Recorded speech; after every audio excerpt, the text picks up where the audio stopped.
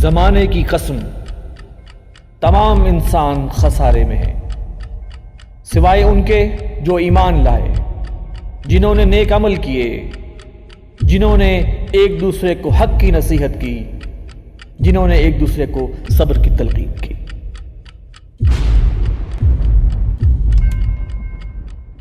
بسم اللہ الرحمن الرحیم۔ السلام علیکم ناظرین، میں ہوں وسیم احمد اور آپ دیکھ رہے ہیں تازہ ترین خبروں پر تبصروں اور تجزیوں کا پروگرام زمانہ گواہ۔ ناظرین، سورۃ الروم کی آیت نمبر 41 میں ارشاد ربانی ہے، ظہر الفساد فی البر والبحر بما کسبت ایدی الناس، یعنی بحر و بر میں فساد رونما ہو چکا ہے لوگوں کے اعمال کے سبب۔ ناظرین، یہ آیت مبارکہ جس شان و شوکت سے آج دنیا کے حالات و واقعات پر منطبق ہو رہی ہے، شاید نزول قرآن کے وقت اس کی یہ کیفیت نہ ہو۔ جیسا کہ آپ جانتے ہیں کہ دنیا اس وقت ایک گلوبل ولیج بن چکی ہے اور دنیا کے کسی بھی گوشے میں ہونے والے اچھے یا برے کاموں کے اثرات بہرحال ہر انسان کو بھگتنے پڑتے ہیں۔ آج کل ایسا محسوس ہو رہا ہے جیسے پوری دنیا مختلف قسم کے فسادات کا شکار ہو چکی ہے اور ہر طرف جنگ کے بادل چھائے ہوئے ہیں۔ مختلف محاذوں پر کئی ممالک ایک دوسرے کے خلاف برسر پیکار ہیں، جبکہ کئی اور جنگی تیاریوں میں مصروف عمل ہے۔ ناظرین، یہ گمبھیر صورتحال کہیں کسی عالمی جنگ کا پیش خیمہ تو نہیں؟ خاص طور پر عالم اسلام ان حالات میں کہاں کھڑا ہے؟ ہم آج کے پروگرام میں اس تشویشناک گلوبل صورتحال پر تبادلہ خیال کریں گے۔ میرے ساتھ تشریف فرما ہیں ترجمان تنظیم اسلامی محترم جناب مرزا ایوب بیگ صاحب، ان کے ساتھ تشریف رکھتے ہیں معروف دانشور اور صحافی جناب محمد انیس الرحمان صاحب۔ آئیے پروگرام کا آغاز کرتے ہیں۔ ایوب بیگ صاحب، سب سے پہلے تو یہ فرمائیے کہ چائنا اور انڈیا کی جو جنگ جاری ہے، اس کے حوالے سے ہمیں یہ تھوڑا سا بریف کیجئے، اپڈیٹ اس کا، اور پھر یہ بھی دیکھیے کہ پوری دنیا میں اس وقت ایک محاذرائی کی سی کیفیت ہے اور ایسے لگ رہا ہے کہ پوری دنیا جو ہے وہ کسی جنگ کے دھانے پہ ہے، اور یہ اس وقت جو چل رہی ہے چپکلش ساری انڈیا کی اور چائنا کی، آپ کیا سمجھتے ہیں کہ کسی مذاکرات کے نتیجے میں یہ ختم ہونے کا امکان ہے یا نہیں؟ بسم اللہ الرحمن الرحیم۔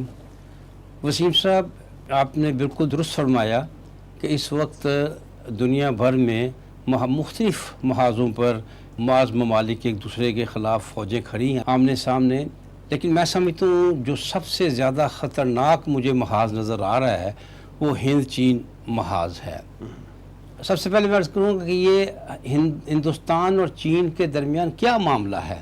تو پہلا معاملہ تو وہی ہے جو اکثر ہمسایوں میں ہوتا ہے، علاقائی معاملہ، زمین کا معاملہ، یہ میرا علاقہ ہے، یہ آپ کا نہیں ہے، میرا ہے، جو سرحدی تنازعات ہوتے ہیں عام طور پر پہلی وجہ تو ہے۔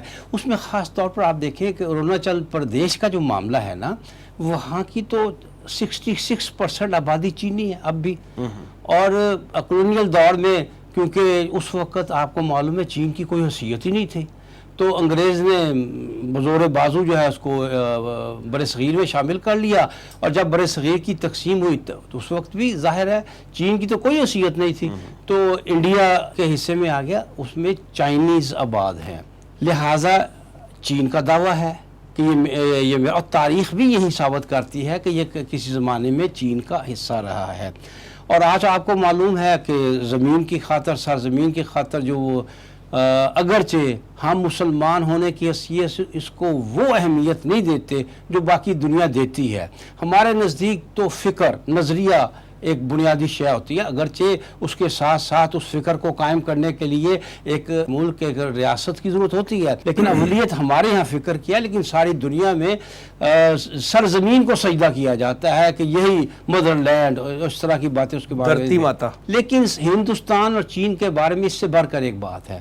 بات یہ ہے کہ جیسا کہ میں نے عرض کیا کہ چین کبھی آج سے 70 سال پہلے کچھ بھی نہیں تھا، لیکن اس نے جب ترقی کا راستہ پکڑا تو وہ اقتصادی طور پر تو آپ کو معلوم ہے ایک جن بن گیا، اور ایسا جن بنا کہ امریکہ کے قدم جو لڑکھڑانے لگے، اور امریکہ جو سوویت یونین کی شکست و ریخت کے بعد یہ سمجھتا تھا کہ میں اب سپریم پاور ہوں، کوئی دوسرا میرے مقابلے میں نہیں ہے، امریکہ چاہتا ہے کہ وہ اگلی صدی میں اسی حیثیت سے جائے کہ وہ سپریم پاور ہو، دنیا میں اس کا کوئی مقابلہ نہ ہو۔ اور سوویت یونین جب روس میں تبدیل ہوا تو وہ ابھی تک وہ صورتحال، وہ تقویت اس کو حاصل ہو نہیں سکی، لیکن چین جس تیزی سے بڑھا ہے اقتصادی سطح پر، اور یہ قدرتی بات ہے کہ جو ملک اقتصادی طور پر بڑھے گا اسی کے امکانات ہیں کہ وہ عسکری طور پر بھی مضبوط ہوگا. تو چین نے اقتصادی طور پر بھی اور عسکری طور پر بھی بہت ترقی کی. اب تو اس طرح کے دعوے سامنے آ رہے ہیں کہ وہ بعض معاملات میں امریکہ سے آگے نکل رہا ہے. لیکن یہ تو بات سب مانتے ہیں نا کہ آنے والے وقت میں اس بات کے پورے امکانات ہیں کہ وہ امریکہ کو پیچھے چھوڑ جائے گا. امریکہ کو یہ بات کسی صورت پسند نہیں.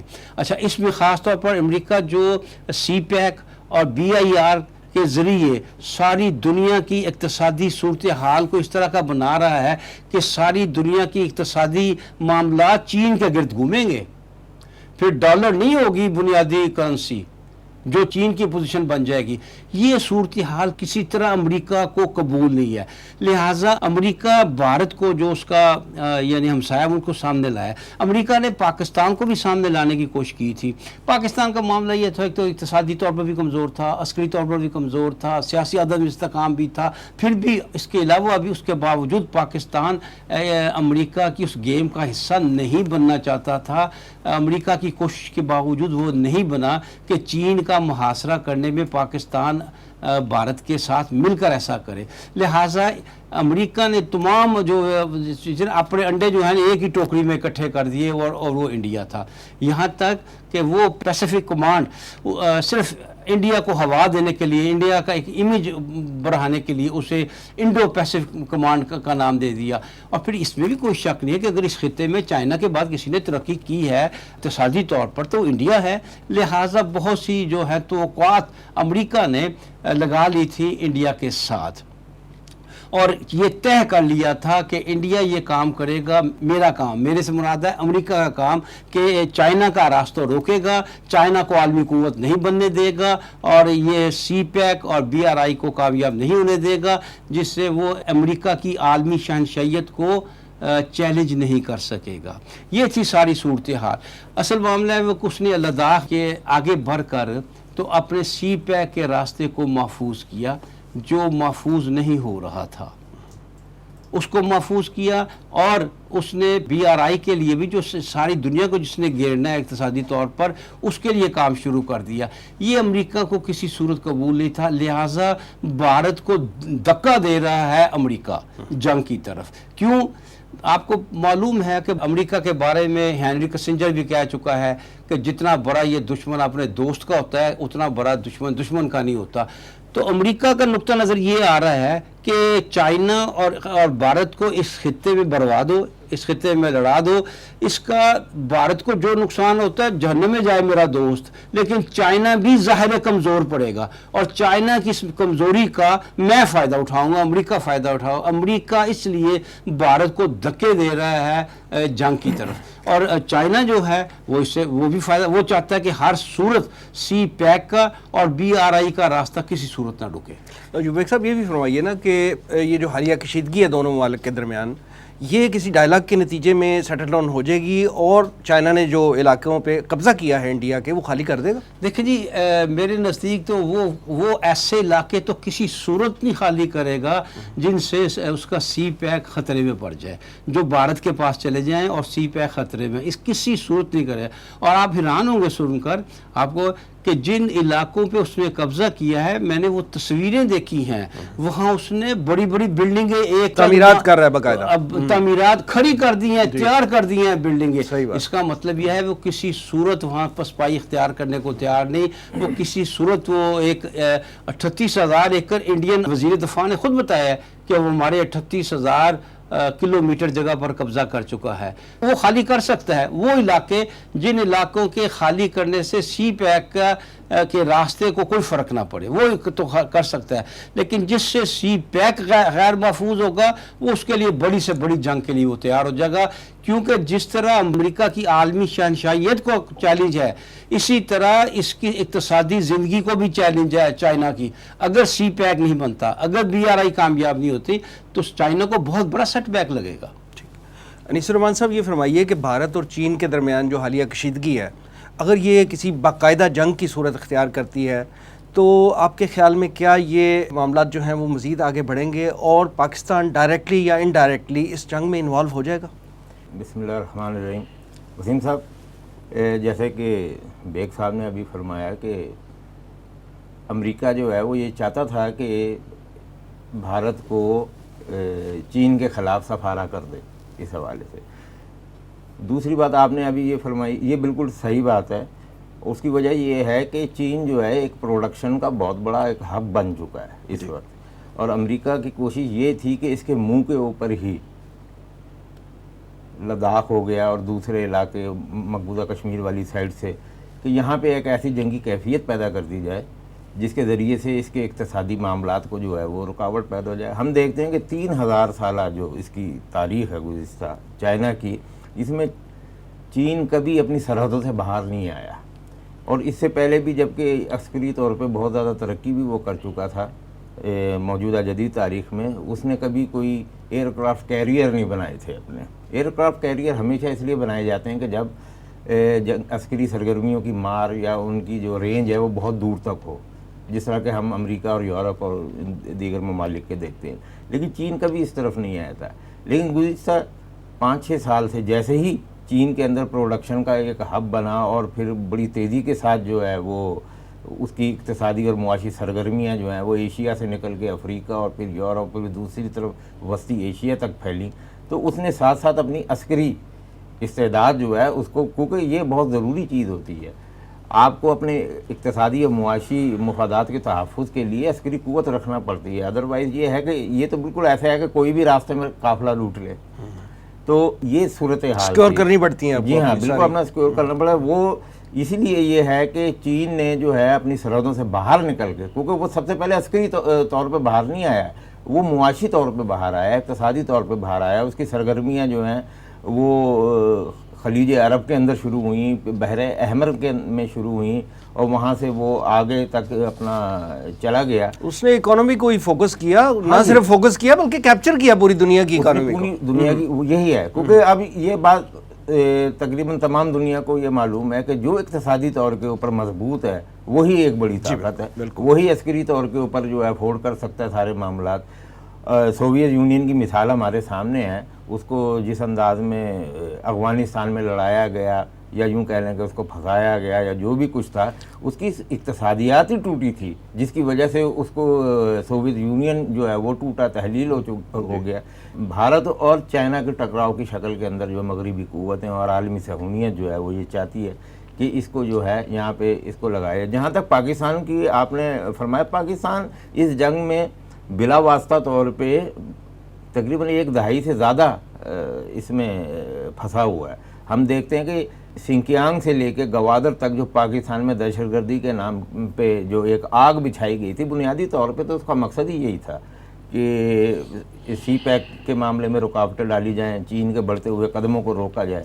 لیکن پھر بھی یہ ہے کہ پاکستان اور اس کے اداروں نے ایک بڑے پرعزم طریقے سے ایک طرف دہشت گردی کے خلاف جنگ لڑی، اور دوسری طرف یہ ہے کہ سی پیک کے منصوبے کو یہ لے کے چلتے رہے، یہاں تک کہ اس کو آج اس شکل میں یہ پہنچا دیا. تو پاکستان جو ہے بلا واسطہ طور پہ اس کے اندر موجود ہے، اور اس کو وہ فیس کر رہا ہے گزشتہ 10-15 برسوں سے، جیسے 9/11 کے بعد سے جیسے کہ صورتحال ہم نے دیکھی ہے. اب آگے جا کے معاملات کس کروٹ بیٹھیں گے بھارت کے اور چین کے، یہ تمام چیزیں ہمیں جو ہیں یہ امریکی الیکشن کے بعد کی صورتحال کے حوالے سے تناظر میں دیکھنا پڑیں گی کہ وہاں کیا صورتحال ہوتی ہے. کیونکہ بنیادی طور پہ یہ بے شک یہ عملی طور کے اوپر بھارت جو ہے وہ آگے اس وقت بڑھا ہوا ہے، اور ایک بہت بڑا جو سرحدی تنازع ہے، ایک بڑی جنگ کی شکل اختیار کرتا نظر آتا ہے ہمیں. تو وہ بنیادی طور پہ تو امریکہ اور اسرائیل کے ایما کے اوپر سارا کچھ ہو رہا ہے. تو اس حوالے سے ہمیں امریکہ اور مشرق وسطیٰ کی صورتحال کو ذہن میں رکھنا پڑے گا، پھر ہم اس کے بارے میں جو ہے چین اور بھارت کے تنازع کے بارے میں پریڈکشن کر سکتے ہیں کہ آگے جا کے معاملات کیا ہوں گے. خطرناک صورتحال یہ ہے کہ یہ پورے 3 ممالک کی مثلث ہے، پاکستان، چین اور بھارت، اور یہ تینوں ایٹمی قوتیں ہیں. تو اس صورتحال کو ذہن میں رکھتے ہوئے ہم یہ اندازہ لگا سکتے ہیں کہ یہ خطہ جو ہمارا جنوبی ایشیا اور جس میں وسطی ایشیا بھی آ جاتا ہے، جب ایٹمی ہتھیاروں کی بات آ جاتی ہے تو پھر وہ خطے سے بات بہت آگے نکل جاتی ہے. صحیح بات. تو اس حوالے سے جو ہے یہ بہت ایک خطرناک قسم کا زون بنتا جا رہا ہے، اور آگے جا کے کیونکہ چین جو ہے وہ ایک قدم بھی پیچھے نہیں ہٹے گا کسی صورت بھی. اسے اپنی اقتصادیات کو دیکھیں، ایک بات ذہن میں رکھیں کہ جب کوئی ملک پروڈکشن کا ہب بن جاتا ہے، اس کی پروڈکشن کا اگر منہ بند کر دیا جائے، اس کو نکاس نہ ملے، اس کو راستہ نہ ملے آگے جانے کا، تو وہ کسی بھی دوسرے ترقی یافتہ ملک کی نسبت زیادہ تباہی سے دوچار ہو جاتا ہے، کیونکہ اس کا سارا سرمایہ جو ہے وہ پروڈکشن کی شکل اختیار کر رہا ہوتا ہے، اور اس کا جو ہے وہ نکاس وہ بڑا ضروری ہے، ٹھیک ہے۔ تو اس لحاظ سے چین جو ہے وہ تو کسی صورت بھی کمپرومائز نہیں کرے گا، جس طرح ہم یہ دیکھ رہے ہیں کہ اس کے گرد بڑا ایک گھیرا تنگ کیا گیا ہے جنوبی چائنا کے پانیوں میں، پھر جاپان، آسٹریلیا اور نیوزی لینڈ اور بھارت کا ایک امریکی سرپرستی میں ایک الائنس بنایا گیا ہے اس حوالے سے، اور دیگر چھوٹے ممالک کو بھی اس میں شامل کیا جا رہا ہے، اور اس طرف بھارت کو آگے بڑھا دیا گیا ہے۔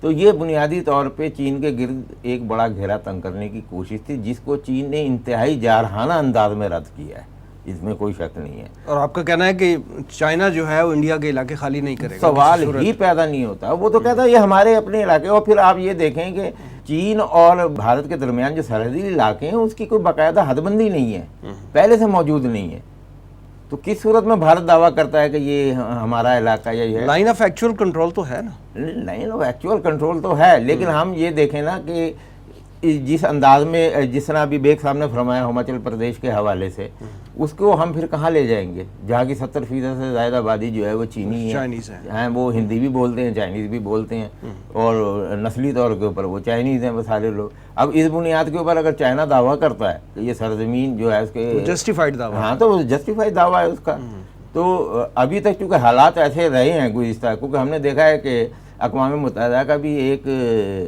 یک رخا کردار رہا ہے، اس نے ہمیشہ مغرب کا، کیونکہ مغرب نے اپنے مفادات کے لیے، صہیونیت کے مفادات کے پروان چڑھانے کے لیے یہ ایک ادارہ بنایا تھا، اور وہ اسی لائنوں کے اوپر وہ کام کرتا رہا۔ آج تک ہم دیکھتے ہیں کوئی مسلمانوں کا کوئی مسئلہ حل نہیں ہوا آج تک، ٹھیک ہے، عیسائیوں کے مسئلے حل ہو جاتے ہیں، اسرائیل کی جو غیر قانونی ایکسٹینشن ہے اس کو فوراً قانونی شکل دے دی جاتی ہے بین الاقوامی سطح پہ اور ان اداروں میں۔ تو اقوام متحدہ کے مقاصد کیا ہیں وہ تو ہم جانتے ہیں یہ کیا چیز ہے، اور اس کے اوپر ہم لکھتے بھی رہے ہیں، بولتے بھی رہے ہیں۔ تو اصل جو چیز ہے وہ اس وقت یہی ہے، آپ کے علم میں ہوگا کہ بہت پہلے کیا کہتے ہیں جس وقت افغانستان میں امریکہ آیا ہے تو دیوسائی کا جو ہمارا علاقہ ہے اس کے اوپر امریکہ کی بہت گہری نظریں تھیں، اس حوالے سے چین بھی اس بات سے پوری طرح واقف تھا، ہماری عسکری اسٹیبلشمنٹ، ہمارے ادارے اس چیز سے جانتے تھے اس معاملات کو، لیکن جیسے ہی افغانستان میں ہم دیکھتے ہیں کہ امریکہ کو پسپائی کا سامنا کرنا پڑا ہے، اس کے وہ منصوبے ٹھنڈے پڑنے شروع ہو گئے۔ یہی وجہ ہے کہ اب دوسری طرف سے جو ہے یہ بھارت کو دیکھیے، یہ بھارت کی جو قیادت ہے یا ان کی اسٹیبلشمنٹ ہے، یہ ان کو سوچنا چاہیے کہ یہ امریکہ یا اسرائیل یا دیگر ممالک جو ہیں، جو پاکستان دشمن ہیں، اسلام دشمن ممالک بھی ہیں، وہ بھارت کے کندھے پہ رکھ کے بندوق چلا رہے ہیں۔ اس سے نقصان کسی اور کا نہیں ہوگا، سب سے زیادہ نقصان ہو رہا ہے بلکہ بھارت کا اس وقت بھی ہو رہا ہے۔ وہاں انویسٹمنٹ جو ہے تقریباً ختم ہوتی جا رہی ہے اس جنگی صورتحال کے حوالے سے، وہاں کے بینک دیوالیہ ہو رہے ہیں، وہاں کی اقتصادی سرگرمیاں، وہاں کا آئی ٹی، خود امریکہ نے آپ یہ دیکھیں کہ جو ہر سال 2 لاکھ کے قریب جو اپنا آئی ٹی اور دیگر معاملات کے شعبوں میں ویزے جاری ہوتے تھے، جو ٹرمپ نے وہ بند کر دیے، اس میں سے 70% جو ویزا تھا وہ بھارتیوں کو ملا کرتا تھا۔ تو جس طرح میں نے عرض کرائسس ہے یہ نہیں، ہاں جی بہت بڑا کرائسس ہے۔ تو میں نے جس طرح عرض کیا ہے کہ جب تک امریکی صورتحال واضح نہیں ہوتی الیکشن کے بعد، اس وقت تک جو ہے ابھی یہ صورتحال ہمیں جوں کی تو نظر آئے گی۔ جہاں تک چین کی واپسی کا تعلق ہے یا علاقے چھوڑنے کا تعلق ہے تو یہ تو سوال ہی پیدا نہیں ہوتا۔ انیس الرحمان صاحب یہ فرمائیے کہ لداخ میں یہ جو چائنا کی اور انڈیا کی یہ تو اپنی جگہ ہے، ایک چپکلش چل رہی ہے، اور جیسے آپ نے فرمایا کہ یہ امریکن الیکشنز تک تو یہ کم از کم پرولانگ کرے گی، اور آگے جا کے کیا اس کی صورتحال بنتی ہے وہ ہم دیکھیں گے۔ لیکن اس وقت ہم دیکھ رہے ہیں کہ آذربائیجان اور آرمینیا میں باقاعدہ جنگ جاری ہے، اور وہاں پہ بہت ہلاکتیں ہو رہی ہیں، اور ایک بڑے پیمانے پہ باقاعدہ جنگ جاری ہے۔ آپ یہ فرمائیے کہ اس جنگ کے محرکات کیا ہیں، اور خدا نخواستہ یہ جنگ اگر پرولانگ کرتی ہے تو اس خطے میں اس جنگ کے کیا اثرات مرتب ہوں گے؟ دیکھیے جہاں تک آذربائیجان اور آرمینیا کے جنگ کے حوالے سے بات ہے، یہ نگورنو کاراباخ کا جو اپنا علاقہ ہے یہ بڑے طویل عرصے سے، یہ اب نے بلکہ کئی دہائیوں سے یہ دونوں ممالک کے درمیان متنازع علاقہ ہے، وجہ کشیدگی ہے، وجہ کشیدگی ہے، اور اس سلسلے میں ایک نہیں، ماضی قریب میں بلکہ کئی جنگیں ہو چکی ہیں، جس کا اس میں سب سے بڑی جو جنگ ہوئی تھی وہ 90 کی دہائی میں ہوئی تھی، جی 98 میں غالباً. جی ہاں. تو اس زمانے میں بھی ہم نے اس کے بارے میں بہت کچھ لکھا تھا، اس کے پس منظر کے حوالے سے بہت کچھ لکھا تھا. تو جیسا کہ ہم جانتے ہیں کہ پاکستان سمیت دنیا کے تمام ممالک جو ہیں ان کا یہ موقف ہے کہ نگورنو کاراباخ جو ہے یہ آذربائیجان کا علاقہ ہے. اور پھر یہ ہے کہ جس وقت 90 کی دہائی میں ان دونوں ممالک کے درمیان یہ تنازع اٹھا تھا تو اس وقت آرمینیا کو اور مغربی ممالک کی بڑی بھرپور اپنا مدد حاصل تھی. اس جیسا کہ آپ جانتے ہیں کہ وہاں وہ مشرقی آرتھوڈکس کرسچنس جو ہیں یہ ان کی آبادی ہے، یا یونانی کلیسا آپ کہہ سکتے ہیں یہ لوگوں کی، اور ان میں سے بڑی تعداد کو جو ہے وہ کاراباخ میں لا کے بسایا گیا تھا. اس حد تک یعنی کہ اس میں اضافہ کیا گیا تھا کہ ان کا جو ایک ڈیموکریٹک سسٹم جو ہوتا ہے وہ چینج ہو گیا تھا، کہ وہاں جس پر ایک ریفرینڈم کرایا گیا کہ کاراباخ جو ہے اس نے آذربائیجان کے ساتھ رہنا ہے یا آرمینیا کے ساتھ رہنا ہے، تو وہ آرمینیا کے حق میں ووٹ ڈال دیا تھا. وہ الگ بات ہے کہ اقوام متحدہ سمیت کسی بھی ملک نے اس بات کو تسلیم نہیں کیا، کیونکہ یہ آلریڈی وہ جانتے تھے کہ یہ باہر سے لائے ہوئے نیٹو لوگ نہیں ہیں، باہر سے لائے ہوئے یہ لوگ ہیں جن کو کیا کہتے ہیں آرمینیا والوں نے یہاں ادھر یہ بتایا. موجودہ صورتحال اس سلسلے میں جو ہمیں تصویر دکھا رہی ہے وہ خاصی خطرناک ہے اس حوالے سے. اس کی وجہ یہ ہے کہ یہ وہ خطہ ہے جہاں یہ جنگ ہو رہی ہے، یہ پائپ لائنوں کا خطہ کہلاتا ہے سارا. یہاں سے گیس کی پائپ لائنیں گزرتی ہیں جو مشرقی یورپ تک جاتی ہیں، خود ترکی کو بھی یہاں سے کیا کہتے ہیں گیس جاری ہوتی ہے، اور تیل کی پائپ لائنیں ہیں اس حوالے سے. تو ابھی موجودہ جنگ کے اسباب جو ہیں اس حوالے سے ابھی یہ بات سامنے نہیں آ رہی ہے کہ یہ اچانک کیسے جنگ شروع ہو گئی. اس سلسلے میں کیونکہ اسی سال جولائی میں وہاں کچھ جھڑپیں ہوئی تھیں. زیادہ تر مبصرین کا خیال یہی ہے کہ یہ انہی جھڑپوں کا تسلسل ہے، اور یہ اب چونکہ جو جنگ کی شکل اختیار کر چکا ہے اور آذربائیجان جو ہے وہ کافی علاقہ اس سے واپس لے چکا ہے اس حوالے سے. تو وہاں یہ جنگی صورتحال جو ہے اب اس خطے میں بڑی قوتوں کے اسٹیک بھی ہیں، اس میں چائنا بھی ہے، چائنا کی اپنی اقتصادی گزرگاہ بھی وہاں پہ ہے. آپ کے علم میں ہوگا کہ چین سے ایک ٹرین چلتی ہے جو 23 دنوں بعد جا کے یورپ میں پہنچتی ہے، اس کی گزرگاہیں یہاں سے ہیں، ٹھیک ہے، جو بری راستے سے اپنا سامان جو ہے مشرقی یورپ. ترکی کے اسٹیکس ہیں، اور ترکی کے تو خیر بہت زیادہ اسٹیکس ہیں. اور پاکستان کے نزدیک یہ اسرائیل کے بعد دوسرا ملک ہے آرمینیا جسے پاکستان تسلیم نہیں کرتا. اس میں جو ہے وہ آذربائیجان کے ایک کیونکہ اسلامی ملک ہے، مسلمان ملک ہے، اور ترکی جو ہے وہ ہمیشہ سے اس کی ٹیم میں، پاکستان نے ہمیشہ ترکی اور آذربائیجان کے معاملات کو، اس کے مفادات کو مقدم رکھتے ہوئے انہی پالیسیوں کو فالو کیا. اور جس طرح ہم دیکھتے ہیں کہ آزاد کشمیر کے مقبوضہ کشمیر کے حوالے سے بھی ترکی جو ہے چاہے کسی بھی فارم میں ہو وہ پاکستان کے حق میں بات کرتا ہے، کشمیریوں کے مظلوم کشمیریوں کے حق میں آواز اٹھاتا ہے.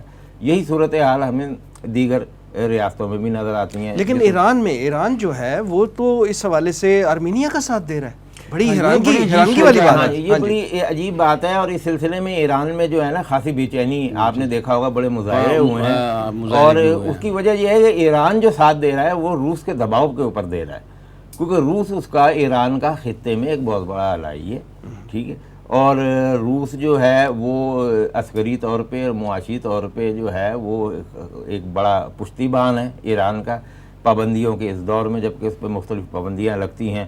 اور پھر اس کے علاوہ عراق شام کے ایریے میں جو ہم یہ دیکھ رہے ہیں کہ روس اس وقت انوالو ہے خصوصاً شمالی شام کے علاقے میں، اور پھر دوسری طرف سے جو ایران کی پراکسی ہے حزب اللہ وہ بھی وہاں اس کی شانہ بشانہ جو ہے وہ مخالفین کے خلاف سارے معاملات کر رہے ہیں. جو ترکی نواز پراکسی ہیں ادھر یا جو سنی مسلمان ہیں ان کے خلاف وہ. تو وہاں جو ہے حیرت کی بات یہ ہے کہ روس ابھی تک مذاکرات کی تو بات اس نے کی ہے، لیکن براہ راست اس نے مداخلت کی ابھی کوئی بات نہیں کی، جو کہ اس سے توقع کی جا رہی تھی کہ روس جو ہے وہ اس معاملے کو اس طرح نہیں چھوڑے گا کبھی بھی. لیکن اس نے جو ہے وہ براہ راست سامنے آنے کی بجائے اس نے ایران کو سامنے کیا. میں ذرا اس کے بارے میں تھوڑی وضاحت کر دوں. اس میں جیسا کہ انہوں نے فرمایا، بالکل درست فرمایا ہے کہ یہ حیران کن بات ہے کہ ایک شیعہ اسٹیٹ ہی کہیں گے نا آذربائیجان کو بنیادی طور پر، اس کی مخالفت کر رہا ہے ایران. اور اس سے زیادہ حیران کن بات یہ ہے کہ ایک مسلمان اسٹیٹ کو اسرائیل سپورٹ کر رہا ہے. تو یہ بڑی کنسپریسی تھیریز ہیں اس کے بارے میں بہت زیادہ کہ یہ ایسا کیوں ہو رہا ہے. اور آپ نے دیکھا کل رائٹر کو ایک شخص اپنے ظاہر سے مجاہد نظر آ رہا تھا, اس نے انٹرویو دیا ہے کہ میں شام سے آذربائیجان پہنچا ہوں اور میں آذربائیجان میں جہاد کر رہا ہوں اور وہاں سے جہاد. معلوم یہ ہوتا ہے کہ کوئی سازش باقاعدہ خاص طور پر ٹرکی کو گھسیٹنے کی سارے معاملے میں ہو رہی ہے, اور ٹرکی نے اس کی بڑی شدید مذمت کی ہے اس مجاہد کے بیان کی اور اس نے کہا ہے کہ یہ بیان بشار الاسد کے ایما پر دیا گیا ہے تاکہ ٹرکی کو اس معاملے میں گھسیٹا جائے کہ ٹرکی اس طرح کا ہے. اور میں بھی سمجھتا ہوں کہ ٹرکی کی ترقی اور اردوغان کا رویہ, اس کا طرز عمل, اس کا اسلام کے حوالے سے اس کا بات کرنا, جو یورپ اور غیر مسلم جتنے بھی اسلام دشمن ممالک ہیں انہیں بڑا کھٹک رہا ہے. اور ایسا نہ ہو, میں نہیں جانتا, ایسا نہ ہو کہ یہ سارا ڈرامہ ٹرکی کو بیچ میں گھسیٹ کر ٹرکی کے خلاف کسی اقدام کا پیش خیمہ ثابت ہو. بیگ صاحب آپ کی بات کافی حد تک درست لگ رہی ہے, لیکن آپ اس کی سپورٹ میں یہ بات بھی آئے گی کہ یہ بڑی کسی جنگ کا پیش خیمہ نہ ہو. یہ ہو سکتا ہے کہ یہ پاسبلٹی ہو. وجہ یہ ہے کہ اس ایشو پہ عالمی طاقتیں جو ہیں کوئی انٹرسٹ ہی شو نہیں کر رہی ہیں. کیا فرمائیں گے آپ؟ میں اس سلسلے میں پہلے تو میں دو چیزوں کی وضاحت کرنا چاہوں گا. سب سے پہلے جو ابھی بیگ صاحب نے بھی بات کی, آپ بھی فرما رہے ہیں کہ وہ ایک شیعہ اسٹیٹ ہے, اس میں کوئی شک نہیں کہ وہاں اکثریت جو ہے وہ شیعوں کی ہے, لیکن وہاں ادھر اہل سنت کی بھی بہت بڑی تعداد موجود ہے. وہاں 70-30 کی ریشو ہے میرا خیال ہے, لیکن انتظامیہ حکومت جو ہے وہ شیعہ مسلک کے ہی مسلمان ہیں وہ جائے. دوسری بات جو آپ نے فرمائی ہے نا کہ بیگ صاحب بھی فرما رہے تھے کہ بڑی حیرت کی بات ہے کہ اسرائیل ایک مسلمان ملک کی اس سلسلے میں مذکر ہے. تو اس سلسلے میں یہ عرض کرنا چاہتا ہوں کہ اس بات کو ذرا بڑے سیناریو میں دیکھنا پڑتا ہے. اس کی وجہ یہ ہے کہ خطے میں یہ اسرائیل اور روس کا تنازع اس کو تصور کیا جائے گا. آرمینیا کی پشت کے اوپر چونکہ روس کھڑا ہوا ہے, تو چونکہ روس کو اپنا ضرب لگانی ہے, تو اس لیے وہ اس مسلمانوں کی ہمدردی میں اسرائیل نہیں آ رہا ہے. نہیں, بیگ صاحب تو ٹرکی کا نام بھی لے رہے ہیں نا. نہیں, کہ اس کو بھی جو ہے اس میں دھکیلنے کی کوشش کی جا رہی ہے. اس کو تو اس میں دھکیلنے کی اس لیے کوشش کی جا رہی ہے کہ آگے جا کے جو ہم ایک اسلامک ایسکٹالوجی کے تناظر میں اگر ہم یہ دیکھیں تو یہ صورتحال تو جا رہی ہے اس طرف کہ یہ ترکی کے اوپر ایک بہت بڑا وہ ہوگا اور یہ استنبول جو ہے یہ ایک مرتبہ پھر نکلے گا مسلمانوں کے ہاتھ سے. تو یہ صورتحال جو ہے یہ جائی اسی طرف رہی ہے آہستہ آہستہ. لیکن ہم چونکہ ابھی زمینی حقائق کے حوالے سے بات کر رہے ہیں جو اس وقت سیاسی اور جغرافیائی طور پہ ہمارے سامنے ہیں, ورنہ حقیقت یہ ہے کہ اگر اسلامی فکر کے تناظر میں دیکھا جائے تو ترکی کا جو ہے ابھی ایک بہت بڑا رول ہے اس حوالے سے. اور یہ نیٹو ممالک جو ہیں یا یہ دیگر جو ہیں یہ ایک مرتبہ پھر چڑھ دوڑیں گے, جس طرح کہ ہم پہلے جنگ عظیم کے میں دیکھتے ہیں کہ قسطنطنیہ کے اوپر قبضہ ہوا, ٹھیک ہے نا, اور پھر بعد میں وہاں جو ہے کہ لبرل حکومت لائی گئی اور مصطفیٰ کمال اتاتürk کی شکل میں خلافت اسلامیہ کو ختم کیا گیا, ٹھیک ہے, اس کو ایک ہیرو بنا کے پیش کیا گیا تھا وہاں ادھر. یہ ساری جو ہے یہ اپنا یوں سمجھ لیں ایک مصنوعی صورتحال پیدا کی گئی تھی. ورنہ یہ کیسے ممکن ہے کہ اپنا پورے یورپ کی قوت ایک طرف ہو اور کیا کہتے ہیں کمال اتاتürk کی کمانڈ میں جو ہے نا ایک دیو مالائی کردار تراش کر اس کو وہ شکست دے دی جائے اس حوالے سے. تو اس کا تو خیر ایک بڑا گہرا اور بڑا خوفناک اور بڑا دردناک پس منظر ہے اس تمام صورتحال کا. لیکن میرا یہاں عرض کرنے کا مطلب یہ ہے کہ یہ صورتحال آہستہ آہستہ پھر اس طرف جا رہی ہے جس پر ترکی جس طرح پہلی جنگ عظیم میں خلافت عثمانیہ کا مرکز کی حیثیت سے نشانہ بنی تھی, اب پھر دوبارہ کیا کہتے ہیں وہ نشانہ بننے جا رہی ہے آگے جا کے. اور کم از کم وہ خواہش کر رہے ہیں. ہاں جی, وہ کم از کم وہ خواہش کر رہے ہیں. آگے اللہ بہتر جانتا ہے کہ صورتحال کیا ہوتی ہے, کیونکہ مشرقی بحر روم میں بھی ہم دیکھتے ہیں کہ یونان کے ساتھ جو ہے وہ ٹکراؤ آ گیا, وہاں پیچھے فرانس اور اسرائیل اور دیگر ممالک ایون کہ عرب ملک بھی جو بیچ میں شامل ہو گئے ہیں ترکی کے خلاف. اور حیرت کی تو بات یہ ہے کہ یہ موجودہ تنازع جو نگورنو کاراباخ کا یعنی آذربائیجان اور آرمینیا کے درمیان جا رہا ہے, اس میں جو ہمارے خلیجی ملک ہیں, عرب حکمران جو ہیں, ملک اور قوم تو میں نہیں کہوں گا, عرب حکمران جو ہیں مصر سمیت یہ سارے آرمینیا کے پیچھے ہیں. جس طرح آپ نے ابھی یہ حیرت کا اظہار کیا ہے کہ حیرت ہوتی ہے کہ اسرائیل ایک اسلامی ملک کی مدد کیوں کرنے آ رہا ہے وہاں ادھر آذربائیجان کی. تو پھر آپ یہ بھی دیکھیں کہ یہ تمام عرب ملک جو ہیں یہ آرمینیا کے پیچھے کیوں کھڑے ہوئے ہیں. وجہ صرف یہ ہے کہ ان کی مخاصمت کا جو اپنا سرخیل ہے وہ ترکی ہے اور اسرائیل کی مخاصمت کا سرخیل روس ہے. ویسے اب عربوں کی کسی حرکت پر بھی ہمیں حیرانی نہیں ہوتی. عربوں کی بات کرتے ہیں جی. جیسے ہی آپ کو یاد ہوگا کچھ عرصہ پہلے بحرین اور یو اے ای نے اسرائیل کو تسلیم کرنے کا اعلان کیا تھا، تو اسرائیل کی طرف سے یہ اناؤنسمنٹ آئی تھی کہ اب ہم یہودیوں کی آبادکاری جو ہے وہ روک دیں گے، آئندہ اس کو نہیں بڑھائیں گے.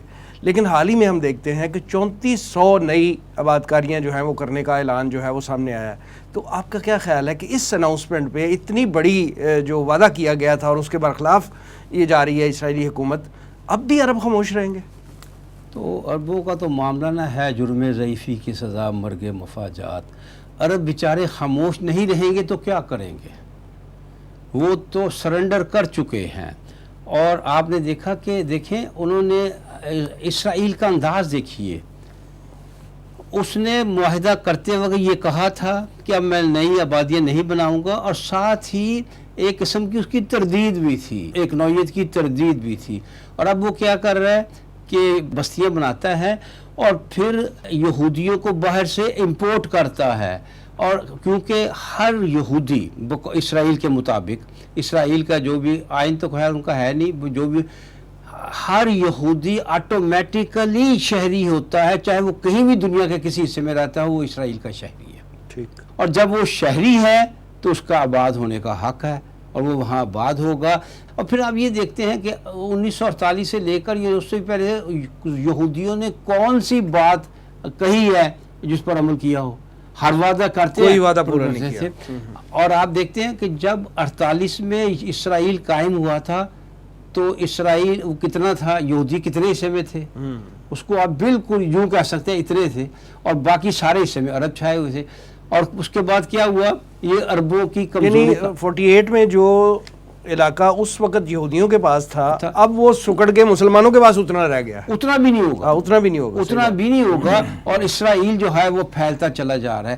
اصل میں تو یہاں تک سمجھتا ہوں کہ جب بالفور ڈکلیریشن ہوا تھا نا، وہ اسرائیل کا نہیں تھا، وہ بنیادی طور پر تھا ہی گریٹر اسرائیل کے لیے.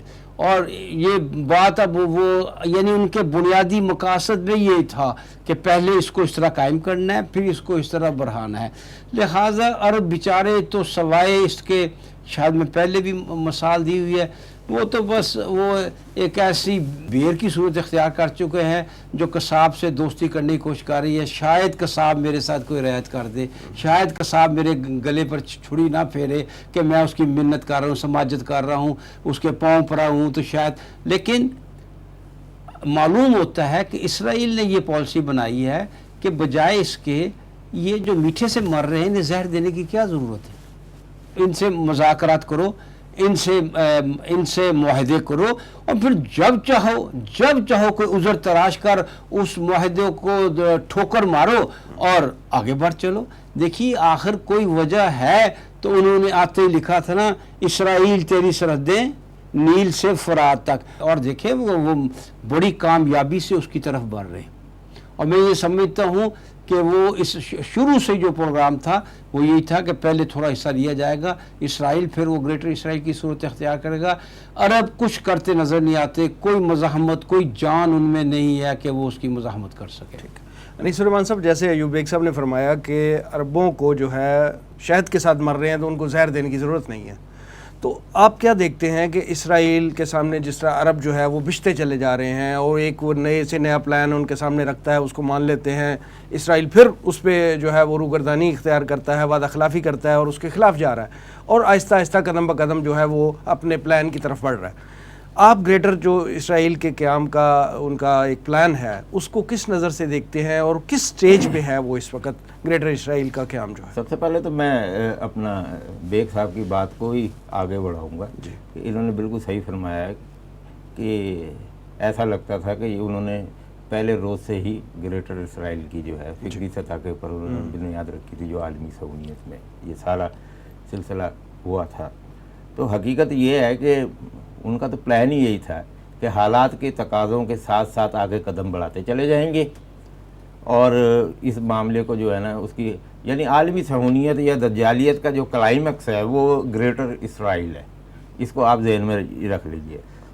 دوسری طرف جیسا کہ آپ نے فرمایا کہ عرب ملک بچھتے چلے جا رہے ہیں، عرب ملک نہیں بچھ رہے نا، عرب عوام بچھ رہے ہیں، عرب حکمران بچھ رہے ہیں بنیادی طور پہ۔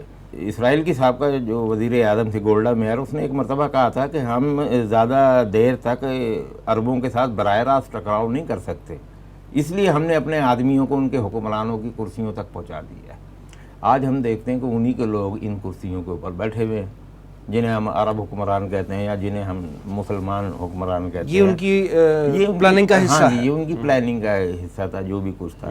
تو اس سلسلے میں ہم یہ دیکھ رہے ہیں کہ جیسے کہ ابھی آپ نے فرمایا ہے کہ وہاں ادھر معاہدہ کرتے ہوئے انہوں نے کیا کہا تھا کہ انہوں نے کچھ بھی نہیں کہا تھا، اس حوالے سے انہوں نے خاموشی اختیار کی تھی۔ اس معاہدے کی بے شمار شکیں ایسی ہیں جو ابھی تک سامنے نہیں آئی ہیں، جو بحرین کی یہ جو بات آئی تھی کہ یہودی آباد کری نہیں ہوگی، ایسی کوئی بات نہیں تھی معاہدے میں، ایسی بھی کوئی بات نہیں تھی، اور وہ بات بھی یو اے ای کی طرف سے آئی تھی کہ جی ہم اپنے عوام کو تسلی دینے کے لیے کہ اس سودے کے مقابلے میں ہم نے یہ ان کے ساتھ معاہدہ کیا۔ آخر انہوں نے جسٹیفیکیشن کچھ نہ کچھ اچیو کیا ہم نے، ہاں ہم نے کچھ اچیو کیا۔ وہ بعد میں یہ ہے کہ فوراً ہی اس نے نیتن یاہو نے ٹویٹ کر کے اس کی تردید کر دی تھی، اور وہ تردید کا نتیجہ سب کے سامنے ہے۔ تو کہنے کا مقصد یہ ہے کہ اسرائیل کے جو بڑھتے ہوئے قدم ہیں، خصوصاً اس صورتحال میں جبکہ موجودہ رجیم وہاں ادھر موجود ہیں، وہ تو سوال ہی پیدا نہیں ہوتا۔ جیسے کہ اسی پروگرام کے ایک سابقہ حصے میں نے جیسے عرض کیا تھا کہ سعودی عرب جو ہے وہ سارا شمال کا جو ایریا ہے وہ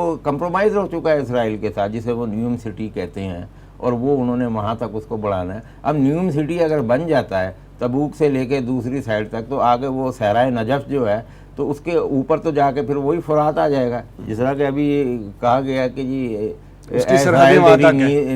اور اس طرف جو ہے اپنا قاہرہ میں وہ بھی وہی بیٹھے میں سی اس وقت کیا کر رہا ہے، وہ فلسطینیوں کے خلاف جو ہے رفع عباس پر اسرائیل سے زیادہ فلسطینیوں کے اوپر ظلم اٹھا رہا ہے، ٹھیک ہے۔ تو نیل کے اوپر تو وہ آلریڈی بیٹھے ہوئے، وہ ایک الگ بات ہے کہ کسی اور دوسرے کی شکل میں بیٹھے ہوئے، اور اس طرح فرات میں بھی بیٹھے ہوئے۔ اب بیچ میں کا علاقہ یہ رہ جاتا تھا، یہ انہوں نے سعودی عرب کے ساتھ کمپرومائز کیا، یا محمد بن سلمان وغیرہ جو ہے سعودی ولی عہد، ان لوگوں نے ایک طریقے سے آپ کہہ سکتے ہیں کہ 40% سے زائد جو مملکت ہے جغرافیائی طور پہ، وہ اسرائیلیوں کے اور امریکیوں کے ہاتھ میں سیل کر دیا، بیچ دیا اس چیز کو۔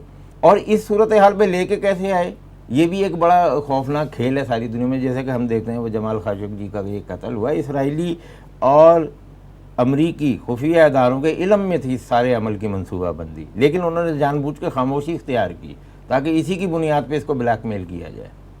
اور اب جو ہے وہ سابقہ جو سعودی عرب کا جو سفیر تھا واشنگٹن میں بڑی طویل عرصے رائے بندار بن سلطان بن عبدالعزیز، وہ اب کھل کے سامنے آ گیا ہے، اور آ کے وہ ایک طریقے سے محمد بن سلمان کی سپورٹ کر رہا ہے، اس میں اس کی پالیسیوں کی سپورٹ کر رہا ہے، اس کے انٹرویو وہاں عرب چینلوں کے اوپر آ رہے ہیں۔ تو یہ صورتحال وہ کس کے کہنے کے اوپر کر رہا ہے؟ لازمی بات ہے امریکن کے کہنے میں۔ وہ تقریباً 18 سے 20 سال واشنگٹن میں سعودی عرب کا سفیر رہا ہے، اور اب اس کی بیٹی وہاں ادھر سفیر ہے، ٹھیک ہے نا۔ تو انہی کی زبان بولے گا، وہ انہی کی زبان بولے گا، اور وہ اس کی کیونکہ محمد بن سلمان جو ہے یہ خصوصاً خاشقجی کے قتل کے بعد سے جو ہے نا وہ خاصی آئسولیشن پوزیشن میں ہے، بیک فوٹ کے اوپر ہے۔ دیگر اگر وزراء اور دوسرے لوگ حکومتی اداروں کے جو لوگ ہیں اگر وہ اس سلسلے میں توضیحات پیش کرتے ہیں تو وہ ایک طریقے سے حکومتی موقف کا لائے گا۔ اس لیے وہاں ضرورت ایک ایسی بھاری بھرکم شخصیت کی تھی جو کہ حکومت کی ملازم بھی نہ ہو اور اس کا بین الاقوامی سیاست میں حصہ بھی رہا ہو۔ یہی وجہ ہے کہ وہ بندار بن سلطان، کیونکہ واشنگٹن میں کوئی ہلکا آدمی تو نہیں سفیر لگتا، آپ کو پتہ ہے۔ تو جو اس نے وہاں 20 سال وہاں گزارے ہیں، اور جو بش خاندان کے ساتھ اور اس سے پہلے ریگن کے ساتھ اور پھر اس کے بعد یہ کلنٹن وغیرہ ان لوگوں کے ساتھ جو اس کے قریبی تعلقات ہیں، اور پھر CIA کے حوالے سے بھی بہت ساری جو ہے عرب ذرائع جو ہے وہ بات کرتے ہیں، تو یہ سارا ایک بڑا منصوبہ بندی کے تحت لگ رہا ہے اس سلسلے میں۔ اور رہ گئی یہ بحرین اور یہ دوسری ریاستوں کی جو آپ یہ بات کرتے ہیں، بنیادی طور پہ ان کا کوئی وجود نہیں ہے۔ یہ ایک علامتی یوں سمجھ لیں گلی محلے ہیں وہاں کے۔ جزیرۃ العرب کے اندر ہمیشہ 2 ریاستیں رہی ہیں، قدیم ریاستیں جو اصل ریاستیں ہیں، باقی تو یہ ساری استعمار کی بنائی ہوئی ریاستیں ہیں۔ وہ یمن ہے یا عمان ہے، جس کو آپ کہہ سکتے ہیں، اچھا ہاں جی بالکل قدیم ریاستیں جو ہیں جو استعماری مصر کو آپ کیسے ایکسکلوڈ نہیں نہیں میں جزیرۃ العرب کی بات کر رہا ہوں، مصر جزیرۃ العرب میں نہیں آتا، جزیرۃ العرب، ہاں میں جزیرۃ العرب کی بات کر رہا ہوں کہ اس میں جو حقیقی ریاستیں ہیں وہ صرف دو ہیں۔ یو اے ای جو تھا یہ تو عمان کا ساحل تھا، ایسے ہی یہ تو بعد میں انہوں نے انگریزوں نے اور یہ پھر یہ جو بعد میں جو بندر بانٹ ہوئی ہے سائکس بیکو کے درمیان، یہ تو پھر انہوں نے یہ سارا یہ کچھ کیا ہے نا، یہ سعودی عرب بنایا گیا ہے۔ سعودی عرب بھی صرف اس لیے ہے کہ حرمین شریفین کے اوپر ان کا ایک لاک لگا ہوا ہے آل سعود کی شکل میں، کیونکہ اگر خلافت کی ریسٹوریشن ہوتی ہے، اس کو اعادہ ہوتا ہے، تو اس کے لیے آپ کو حرمین شریفین چاہیے، لازمی چاہیے، آپ اپنے آپ کو ایک لیجیٹیمائز خلیفہ قرار دینے کے لیے۔ یہ کیسے ممکن ہے کہ ایک کوئی خلیفۃ المسلمین ہو اور اس کو سعودی عرب جو ہے وہ ویزا ہی نہ دے عمرے کا، تو وہ تو نہیں کنسیڈر ہوگا۔ تو یہ جو یہاں ادھر لایا گیا تھا، یہ بادشاہت جو قائم کی گئی تھی، یہی تو ہوا تھا۔ شریف حسین مکہ کے منہ سے بادشاہ کی بجائے خلیفہ نکل گیا تھا، انگریزوں نے یہ نہیں برداشت کیا، انہوں نے فوراً اس کو قبرص، حالانکہ باقی اس کے بیٹوں کے اندر جو ہے وہ اردن اور عراق وغیرہ یہ سارے تقسیم کیے اس نے، لیکن انہوں نے کہا نو، خلافت جس کو ختم کرنے کے لیے ہم نے جدوجہد کی کہ اس لیے تو نہیں کی تھی کہ جی بندہ بدل کے دوسرا خلیفہ لے آئیں گے۔ تو وہ بادشاہت کا جو لاک لگایا گیا ہے حرمین شریفین پہ، وہ صرف اس لیے لگایا گیا تھا تاکہ خلافت کا اعادہ نہ ہو سکے۔ آپ دیکھیں گے کہ خلفائے راشدین کے زمانے سے لے کے 1924 تک جتنے بھی خلافتیں گزری ہیں یا جو بھی کچھ گیا، انہوں نے حرمین شریفین کے معاملے میں خاص اہتمام کیے ہیں۔ حالانکہ سلطنت عثمانیہ کے دوران بھی کوئی براہ راست ترک موجود نہیں تھے پورے جزیرۃ العرب میں سوائے مکہ معظمہ میں اور مدینہ منورہ کے، باقی جو بھی ان کا حکم چلتا تھا یا جو بھی ان کے حکومت کے معاملات چلتے تھے وہ نیٹو کے ذریعے، لوکل عربوں کے ذریعے چلا کرتے تھے۔ تو اس لحاظ سے ہم یہ دیکھتے ہیں کہ یہ دو اصل حقیقی ریاستیں تو عمان اور یمن ہے۔ یمن تو ہزارہ سال قدیم تاریخ ہے اس کی، اور باقی جو سارا کچھ ہے یہ تو ساری مصنوعی اسٹیٹس ہیں۔ آپ دوسرے الفاظ میں کہہ سکتے ہیں کہ یہ اسرائیل کی سسٹر اسٹیٹس ہیں، ان کے وجود کی بنیاد پہ اسرائیل کا وجود کھڑا ہوا ہے۔ اگر یہ نہ ہوتی تو اسرائیل رہ ہی نہیں سکتا تھا کسی طور بھی۔ تو اسرائیل بنانے سے پہلے انہوں نے سب سے پہلے ان اسٹیٹس کو بنایا ہے۔ یہ قلعہ بندی تھی عالمی صہیونیت کی خطے کے اندر، جس کے معاملات جو ہیں یہ اب کھل رہے ہیں اور سامنے آ رہے ہیں اور بڑے خوفناک قسم کے حقائق ہیں۔ تو آپ کا یہ فرمانا ہے کہ یہ عرب حکمران جو ہیں یہ تو بچتے چلے جا رہے ہیں، یہ کوئی حیران کن بات نہیں ہے۔ ان کو لانے کا مقصد، ان کے وجود کا مقصد ہی یہی تھا کہ انہوں نے خاص وقت پہ آ کے بچ جانا ہے۔ اس میں آپ نے بالکل ٹھیک فرمایا کہ عربوں کے وہ انہی کے لوگ اس وقت حکمران بنے ہوئے ہیں عرب پر، بالکل درست فرمایا ہے۔ اور آپ نے یہ بھی فرمایا ہے کہ عوام میں وہ بات نہیں ہے، لیکن عوام کی طرف سے کوئی رد عمل سامنے نہیں آتا۔ یہ حیرانگی والی بات ہے، کوئی رد عمل کسی قسم کا کوئی رد عمل نہیں ہے، کسی صورت میں کسی سطح پہ کوئی رد عمل نہیں آتا۔ انسان بہرحال گوشت پوشت کا بنا ہوتا ہے، اس کا کوئی رد عمل ہوتا ہے، پتھر نہیں ہوتا، رد عمل ہوتا ہے۔ لیکن یہ پھر اس کا مطلب کم از کم میں سمجھتا ہوں کہ عرب عوام بھی پھر ان سہولتوں کے اور مراعات کے عادی ہو چکے ہیں۔ دیکھ صاحب یہ بات بھی ہو سکتی ہے اور یہ بھی ہو سکتی ہے اندر ہی اندر لاوا پک رہا ہے اور یہ کسی نہ کسی وقت جو ہے یہ پھٹے گا۔ بالکل بالکل یہ بھی ممکن ہے، دونوں باتیں ہیں، یہ بھی ممکن ہے۔ ایک تو ان مراعات سے اور ان سہولتوں سے ان کو آرام کر لیا گیا، یا یہ ہے کہ پھر اندر اندر لاوا پک رہا ہے اور وہ کسی وقت پھٹے گا، اور جب پھٹے گا تو کیا ہوگا؟ پھر مسلمان سے ڈریں گے، پھر یہ حکمران جب خانہ جنگی ہوگا تو خانہ جنگی ہوگی، اس کا نتیجہ بھی کوئی مسلمانوں کے لیے اچھا تو نہیں ہوگا۔ تو بہت اس لحاظ سے مسلمانوں کے لیے بہت ہی لمحہ فکریہ ہے۔ لیکن اس سلسلے میں مجھے سید قطب جو اخوان کے رہنما تھے جن کو پھانسی دے دی گئی تھی، ان کا ایک قول یاد آتا ہے۔ وہ عموماً یہ کہا کرتے تھے مسلمانوں کو کہ اے مسلمانوں، یہ جو تم اسلامی فوجیں، مسلمان فوجیں دیکھ رہے ہو، تم اس غلط فہمی میں مبتلا نہ ہو جانا کہ یہ دشمنان اسلام کے خلاف لڑیں گی، یہ تمہارے خلاف لڑنے کے لیے تیار کی گئی ہیں۔ اور آج دیکھیں کہ اتنی دہائیوں کے بعد وہ صورتحال ہمیں واضح نظر آتی ہے۔ جو مصر میں جو صورتحال ہے، مصر میں مرسی کو لا کے جو اپنا گرایا گیا وہ اسی مقصد کے لیے گرایا پورا گیا، پلاننگ کے تحت۔ اور جہاں تک جیسے کہ آپ نے فرمایا ہے کہ وہ اپنا رد عمل نہیں، رد عمل بے شمار ہے، بہت زیادہ ہے، لیکن چونکہ پولیس اسٹیٹس ہیں، آمریت ہے، ہماری طرح کا وہاں سسٹم نہیں ہے کھلا ڈلا کہ ہر چیز جو ہے چاہے حکومت کے حق میں ہو چاہے خلاف ہو وہ فوراً واضح ہو جاتی ہے۔ وہاں جو ہے وہ ان چیزوں کو نہیں آنے دیا جاتا. وہاں کا تو میڈیا نہیں وہ بات کر سکتا جی ٹھیک جو ایک ہمارا عام آدمی بات کر سکتا ہے. میڈیا کے ساتھ وہی سلوک ہوتا ہے جو خشوگی کے ساتھ ہوا. انیس الرحمان صاحب فائنلی یہ بتائیے کہ جیسے ہم نے ذکر کیا مختلف محاذوں پہ جنگیں جاری ہیں, کچھ پہ ابھی جو ہے پلاننگز چل رہی ہیں اندر کھاتے میں مختلف ممالک کی. آپ یہ فرمائیے کہ آخر کار ان ساری جنگوں کا نتیجہ کیا نکلنے والا ہے, اور عالم اسلام ان حالات میں کہاں کھڑا ہے, اور ان جنگوں سے بچاؤ کے لیے اسے کیا کرنا چاہیے؟ بنیادی طور پہ تو بات یہ ہے کہ وسیم صاحب اگر ہم پہلی جنگ عظیم کا ماضی دیکھیں اور دوسرے جنگ عظیم کا پس منظر دیکھیں تو ہمیں یہی صورتحال نظر آئے گی کہ مختلف چھوٹے چھوٹے اسپورٹس میں سرحدی تنازعات ہیں, جنگیں ہو رہی ہیں دو ممالک کے درمیان میں. وہ ایک الگ بات ہے کہ یہ دونوں جنگیں جو ہیں یہ یورپ میں یعنی ان جنگوں کا آغاز بھی یہی ایسے ہی تھا, ایسے ہی ہوتا ہے. اگر ہم اس کی پس منظر کی تاریخ کی طرف جائیں تو یہ نہیں ہوتا کہ ایک دم ہی سارے ملک جنگ کے اندر ایک ہی گھنٹے کے اندر سارے کود جاتے ہیں اور پھر اس کے بعد ایک جنگ عظیم شروع ہو جاتی. نہیں, برسوں اس کی ہانڈی پکتی ہے, برس ہا برس لگ جاتے ہیں, پھر کہیں جا کے جو ہے وہ یہ صورتحال جو ہے نا یہ واضح ہوتی ہے. تو یہی صورتحال ہے آج بھی, لیکن فرق صرف یہ ہے کہ وہ پہلی جو بڑی جنگیں ہیں جو وہ یورپ میں اس کا مرکز تھا. اب جو بڑی جنگ لڑی جا رہی ہے یا اس نے جو آگے جا کے بڑی جنگ کی شکل اختیار کرنی ہے, اس کا مرکز عالم اسلام ہے, خصوصاً مشرق وسطیٰ ہے. اس کو ذہن میں رکھیے, اور اس میں نقصان مسلمانوں کا بہت زیادہ ہے آنے والے دور میں. اس کی وجہ یہ ہے کہ نہ چاہتے ہوئے بھی ہم اس سے اپنے آپ کو باہر نہیں رکھ سکیں گے. ہم پہ یہ مسلط کر دیا جائے گا, جسے پاکستان کے حوالے سے کہا جاتا ہے کہ ہم کتنا ہی جنگ سے بچیں, یہ انڈیا کے حوالے سے یا دوسرے حوالے سے, لیکن صورتحال ایسی ہو جائے گی کہ یہ خود صورتحال ہمیں اپنے اندر کھینچ لے گی.